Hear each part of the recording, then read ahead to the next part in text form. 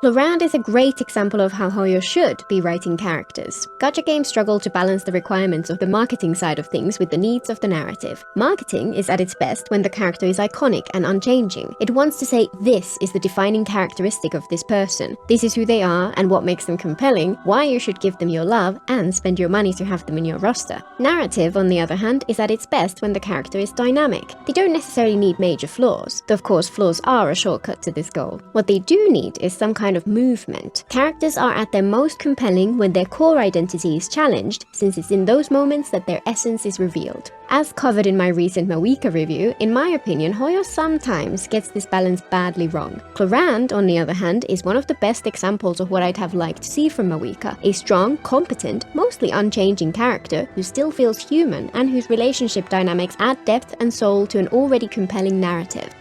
Warning, minor spoilers incoming for Fontaine's Archon quest and both Navia and Clorinde's story quests. We first saw Clorinde in the Fontaine Overture trailer, and while every character in that teaser caught my eye, Clorinde still managed to stand out. At first glance, she seemed like some kind of a bodyguard to Novelette, and since the pair of them gave off menacing vibes, at first I suspected they would be antagonists. I was also very interested that she was the first playable character we saw who was clearly going to use a gun, which promised something very new to Genshin, yet still fitting to the region of Fontaine. We got a clear picture of her core personality almost the moment we set foot in Fontaine. She shows up as part of Furina's honor guard, and despite her barely saying anything, she comes across as reserved and stoic, and as someone of importance within the guard. This continues throughout the quests. She's always dutiful and laser-focused on her role as champion duelist tasked to defend justice in Fontaine. While she was a side character throughout the quest, she was always intriguing, with a cold demeanor holding her apart from the traveler. There were some hints at greater depth which kept me wanting to learn more about her, for example, her interactions with Wriothesley, but it was her relationship with Navia which really brought her to life. They were childhood friends who grew up playing tabletop RPGs together, but had a serious falling out. At the time we first arrived, they cannot bear to even look at each other and haven't talked for years. It's eventually revealed that one quirk of Fontaine's justice system is that the accused may request a trial by combat. If they win a duel against a champion duelist, they are acquitted. If they lose, they have to stand trial. A perfect example of how Fontaine's entire system is set up to keep the masses entertained rather than to enact justice. When Navia's father was accused of murder, he insisted that he was innocent of all charges and chose trial by combat to maintain his honor. Clorinde was the duelist chosen for his fight, but even when it was clear that she was the victor, he refused to yield. According to the codes of Fontaine, if the accused refuses to yield, the fight must continue to the death. Ever the faithful follower of the rules, Clorinde killed her best friend's father. By the end of the story, Navia learns not only who the true culprit was, but that her father had deliberately sacrificed himself to shield her from becoming the real murderer's next victim. Despite not knowing the details, Clorinde had understood this instinctively by the way he acted during the fight and trusted that his intent was for the best. That knowledge, however, did not stop her from feeling immense guilt and regret over what happened. After learning the truth, Navia forgives Clorinde, and Clorinde is finally able to begin to move past her guilt. Their shared story was fantastic, if a bit over the top at times, and their relationship was one of the highlights of Fontaine. Clorinde's story quest was a welcome respite at the end and was centered around a tabletop campaign. This was a ton of fun, though I honestly feel like it would have been even better without the real-world story which mirrors the in-game one. A low-stakes but entertaining D&D story would have been a perfect way to relax after the trauma of Fontaine. So what, fundamentally, do I feel Hoyo should be trying to replicate from this setup? First, it's important to note that both Clorinde and Navia are largely static characters. Their stories are not about them growing or changing, or some inner flaw they need to work on. This is likely the ideal when it comes to gacha characters because of how much easier it would make the marketing. Instead, the cause of their falling out was a conflict between their deep and personal friendship, and Clorinde's core identity as a dutiful duelist who is loyal to a fault, and with Navia struggling to forgive her for the decisions she made. This shared history was presented as a mystery for us to discover throughout the story, and it provided great conflict and tension between the two, which only got more interesting as we learned more. Every detail was a deep exploration of the themes and questions core to the larger narrative of the nation, and let us explore the intricacies of the world while experiencing a compelling story. And then, once it was all out in the open, while there was no change in their personalities, there was a profound change in their relationship. Despite the well-defined and consistent essence of these two characters, and despite them both being highly competent in almost everything they encounter, our experience of their story feels dynamic and engaging as a result. The execution of this story was not perfect, but even so, I'd love to see Hoyo lean into this more, since it really brings the characters and the world building to life. And the more tangled relationships we get to explore, the more alive the world will feel. Despite all this, by the time she was released as a playable character in version 4.7, I was only mildly excited to pull for her. I pull for personality and aesthetics over anything else, and while she was well written and well designed, she didn't quite grab my attention the way many other Fontanians had. After all, back when they had initially been revealed, Clorinde was one of only 2 characters I marked down as maybe on my to-pull list. Since the start of version 4, I had pulled Lily, Neuvillette, Wriothesley, Furina, Navia, Shenyun, Chiori, and Arlecchino. I was impatiently waiting for Sigewinne and had also just pulled Ito on a previous banner. So while I had liked her in the story more than I had expected, I hadn't yet done her story quest, so she wasn't really a favorite, and I was, as always, kinda hoping I'd dislike her playstyle so I could finally save some Primo gems for once. Sethers also debuted on her banner though, so in the excitement after the patch dropped, I threw a couple of temples before even trying the trials, and for the first time in forever I actually got lucky and got her quite early into my guarantee. With my remaining wishes, I tried to get her signature weapon, but alas, only got the green plastic sword for my troubles. Fortunately, her playstyle is so fun. She's an electro sword user who also uses pistols as an important part of her kit. While her normal attack animations are razor sharp and agile as you'd expect from a champion duelist, and her charge attacks are a barrage of shots from her pistol, neither of these are relevant to her main playstyle. Instead, her elemental skill takes center stage. When you cast her skill, she enters an electro-infused state, which replaces her normal attacks with rapid-fire pistol shots, and her skill with a swift lunge with her sword, all of which count as normal attack damage.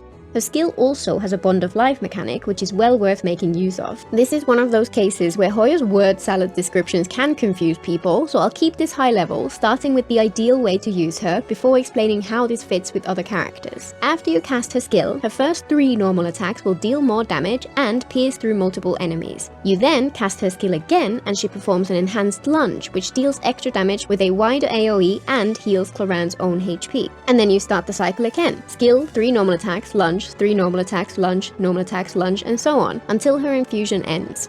The Bond of Life indicator on her HP bar can be viewed as a convenient way to see what you should be doing next. If the Bond of Life is less than half the size of her health bar, you should be using normal attacks. When it's above half, you should use her skill. Why does it matter? Her pistol attacks only gain a bonus while her bond is less than half of her HP bar, so after the first 3, they do less damage and no longer pierce enemies, which makes them much less worthwhile. Her lunges are enhanced even if you use them too soon, and her bond isn't maxed out, but the healing and damage bonus are smaller, and she doesn't get that AoE increase, so it's much better to wait until the bond is past the halfway point of the HP bar before you use it. As a result, we end up with an ideal cycle of 3 pistol attacks followed by a single lunge. This mechanic affects how Clorinde works with healers. When she's in her infused state, any incoming healing is directed to her Bond of Life instead. This means that after healing, the next time you tap her skill to perform a lunge, she will then gain the benefit of that healing, but she'll also gain the damage and AoE bonus from that bond. Since this charges her bond up faster, it means that you can potentially skip straight to the lunge after just 1 or 2 normal attacks, though honestly, for me, it rarely feels worth it to pay that much attention. Note that until she unlocks her 4th Ascension passive, she loses 20% of the value of the healing. After her 4th Ascension, however, 100% of the healing is passed through via her bond. I really like this quirk of her kit, since it means that she'll still work great with healers, but their healing is fully integrated into her playstyle. Clorinde's burst is a flash of AoE electro damage, which also instantly gives her a Bond of Life depending on its talent level. At level 7 or higher, this bond is strong enough to provide an entire extra lunge at the start of the rotation without requiring the first 3 normal attacks. Her burst doesn't provide a ton of damage, but it's a useful way to use up some of her downtime and also helps with her survivability by providing potential extra self-healing. I've also found it particularly useful in some rotations where you want to start by applying electro, for example, so that you can swirl it before starting to do damage, but only have Clorinde as solo electro. Using her burst there allows the team to function at its full potential on the first rotation. Her first Ascension passive increases her electro damage based on her attack whenever electro reactions are triggered, with up to 3 stacks. This provides a pretty decent damage boost. Her Her 4th Ascension passive adds an extra bonus to her Bond of Life mechanic. After the bond fills up past the halfway point of the HP bar, the next time the bond increases or decreases, she gains a 10% crit rate bonus which can stack twice. Combined with her crit rate Ascension stat, this means that Clorinde starts from 44% crit rate before taking into account her artifact and weapon, which makes her a lot easier to build. When it comes to building her, her priorities in general are crit, attack, and EM in that order, with energy recharge as a bit of an afterthought. While her attack stat boosts the buff provided by the 1st Ascension passive, if you're running her in Dendro-related teams, Elemental Mastery becomes quite valuable, even more so if she has the Light of Foliar Incision equipped like mine does.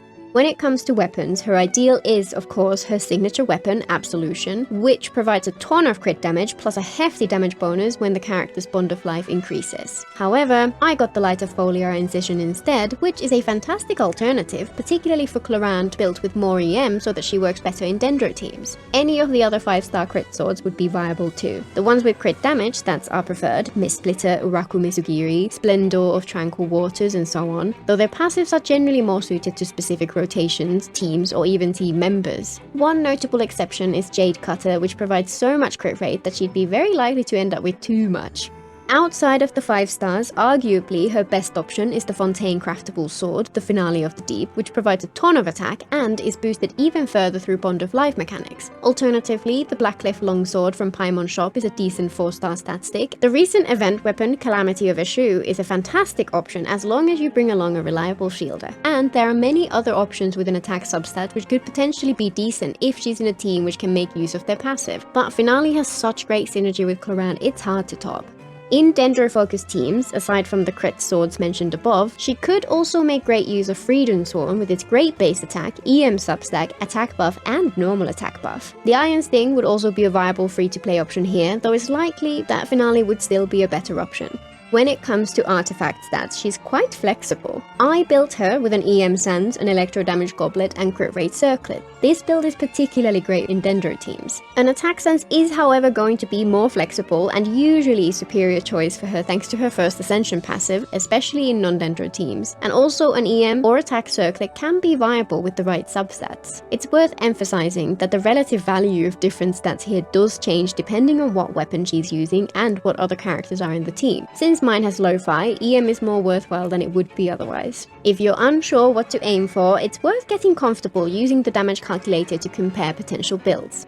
Her ideal artifact set is the 4-piece Fragment of Harmonic Whimsy, which is tailor-made to buff characters with Bond of Life mechanics, providing a hefty 54% damage boost at its peak. She can also make great use of 4-piece Thundering Fury, which provides less damage but reduces her skill cooldown, which can make her rotations less restrictive. However, she's more than good enough with 4-piece Gladiator's Finale, which buffs all of her infused attacks, including her lunges, which are counted as normal attack damage. I used this set on her for months, then switched to 2-piece Gladiator with 2-piece Whimsy while farming her signature set, and only managed to finally switch her to a 4-piece set after crafting her sands via the artifact transmuter.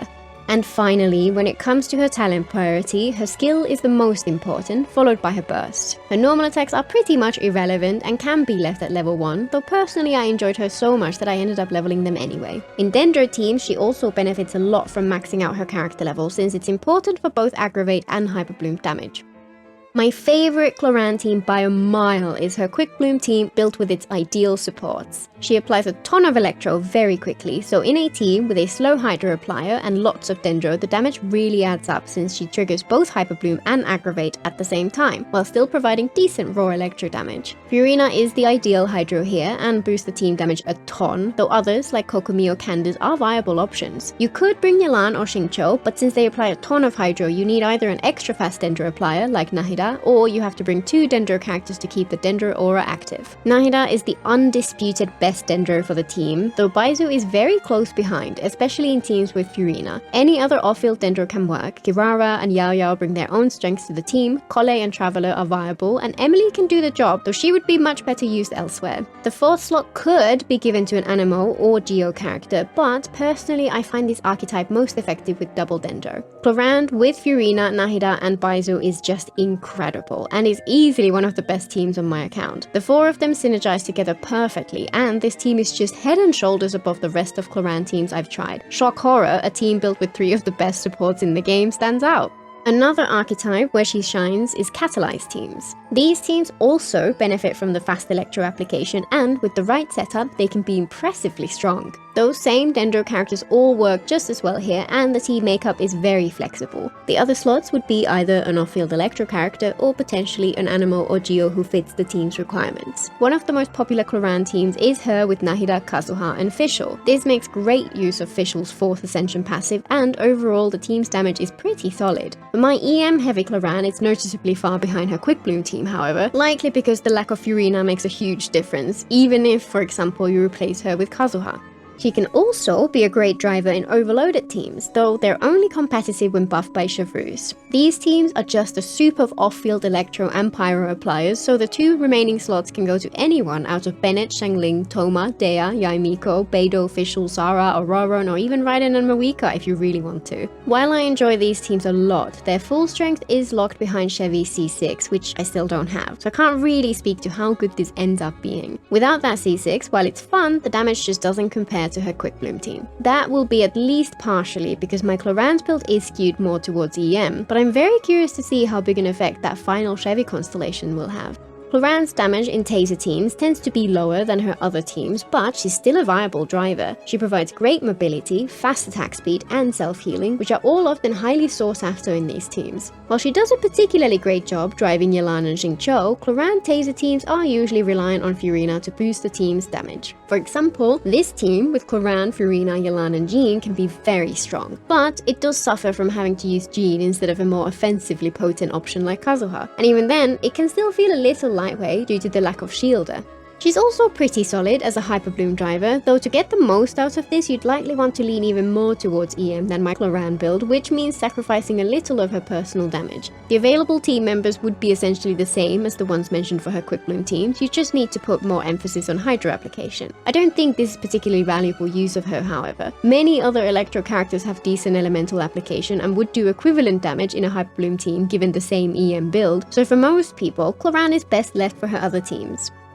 Overall, Clorinde is a fantastic character to have if you enjoy her playstyle, even though she doesn't stand out all that much in terms of damage potential. Her strength is often underestimated because she does a lot of smaller hits, especially in teams where she's doing a lot of reactions. Characters more focused on screenshot impact tend to get more of the limelight, even if their overall damage isn't that much higher. My Clorinde shines in her Quickbloom team, which just destroys the enemies in no time at all as you pew pew pew and lunge away. I really wish Hoyo would add artifact loadouts, since I feel like a lot of her teams would hugely benefit from builds more tailored to their different damage profile. I'd love to use her as an alternative driver for Chevreuse teams when I'm not in the mood to use Arlecchino or Raiden for example, but manually swapping out the entire build is just not worth the effort for now. Maybe the fact that a certain Genshin competitor is introducing this feature will make them finally give us what we want.